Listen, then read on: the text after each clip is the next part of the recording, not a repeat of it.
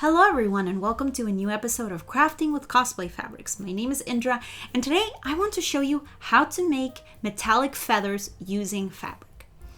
The first thing that I did for this tutorial is go ahead and figure out the shape of my feather. And I just draw this out on paper, and then when I'm happy with it, I go ahead and cut it out to use as my template. For this, I'll be using Heat and Bond Ultra Hold. It comes in a red packaging and it says permanent hold. And what you want to do is cut out a piece that is big enough to fit a mirrored piece, like two mirrored pieces of the feather, and a piece of fabric, and I'm using the oil slick stretch, and you can use any metallic fabric, and you want this to be about 1/4 of an inch to half an inch larger than your Heat and Bond piece. You flip over your fabric, and then you're going to put your Heat and Bond on the shiny side. It's got like a texture side. You're gonna put that down like on the back of the fabric, and you're gonna go ahead and iron this.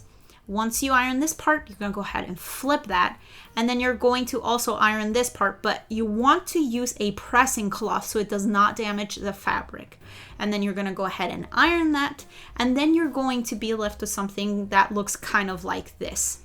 So the next step is going to be cutting some wire, and I'm using 16 gauge wire, and I went ahead and cut it and shaped it to sort of like an S shape, a little bit of like a curve, and you can choose any shape that you'd like. So you want to then go ahead and peel that backing off of the Heat and Bond, and then place your wire so that it fits the feather, like I said before, mirrored. So what you want to do is put the wire down, fold the fabric, and then use your template as a sort of like measure so that you can see that it actually fits the whole feather.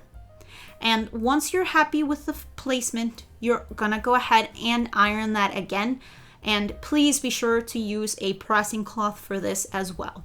Once it's still hot, you want to use the back of a pencil or anything like that to really get close to the wire, and then you can go ahead and use your template and draw out just your shape. You can use just permanent marker for this, and then cut out your feather shape.